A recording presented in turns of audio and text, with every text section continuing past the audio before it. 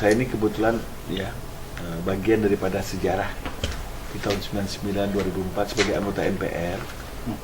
Ya, di mana pada periode itulah terjadinya perubahan Undang-Undang Dasar 45 ya. Nah, jadi saya satu di antara anggota MPR yang lain gitu ya. Supaya jangan nanti saya merasa mengklaim gitu ya. Padahal kita tahu sejarah Republik ini, lahirnya bangsa Indonesia itu adalah keinginan daripada daerah-daerah. Tapi pada realisasinya, implementasinya jauh panggang dari api gitu. Itu yang dirasakan terutama oleh saudara kita yang merasa memberikan kontribusi yang besar dalam pembentukan Republik ini. Nah, akibatnya makin jauh dari Jakarta, dari pusat, ya terjadi adanya kesenjangan.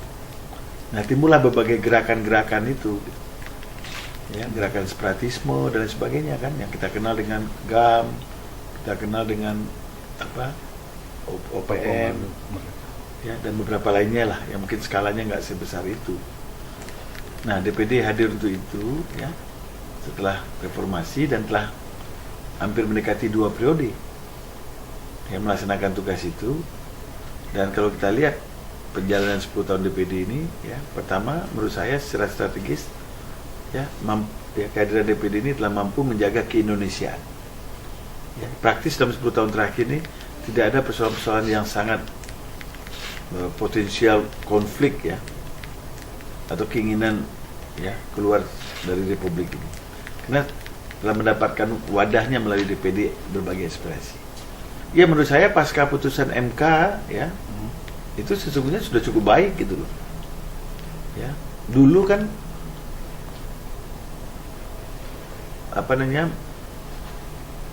yang diamanatkan dalam konstitusi itu direduksi oleh DPR sebagai satu-satunya atau yang punya otoritas tinggi membuat undang-undang, direduksi kewenangannya.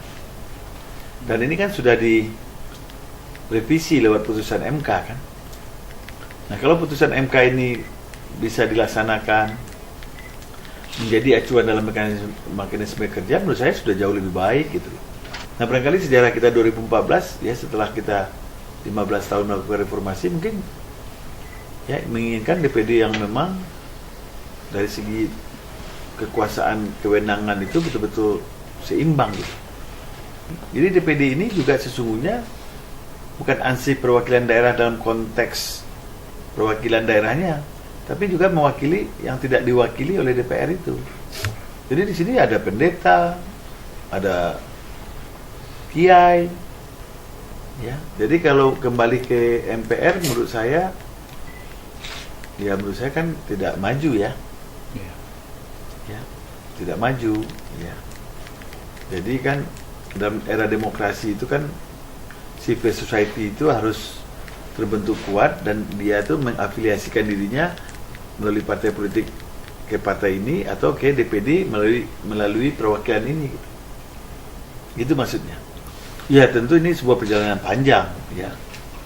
Artinya DPD pada usia hampir menjelang 10 tahun ini menurut saya pertama telah memberikan kontribusi dalam stabilitas politik nasional. Yang kedua, berbagai aspirasi daerah dalam banyak hal, aspek keuangan, budaya, adat, ya sudah terwakili gitu. Iya, tapi kenyataannya sebenarnya sudah diatur di undang-undang, sudah punya anggaran 2009, 2010 itu. Tapi gara-gara gedung dia Twin Tower yang nggak dibangun, kena banyak kritikan, kita pun jadi korban. Nah, kita mau bilang apa? Yang kuasa anggaran kan saudara tua ini.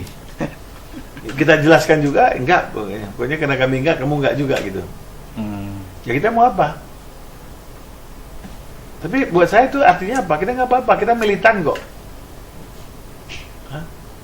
Nanti kalau kita suarakan itu, oh ini DPD ini butuh fight, memang belum ada.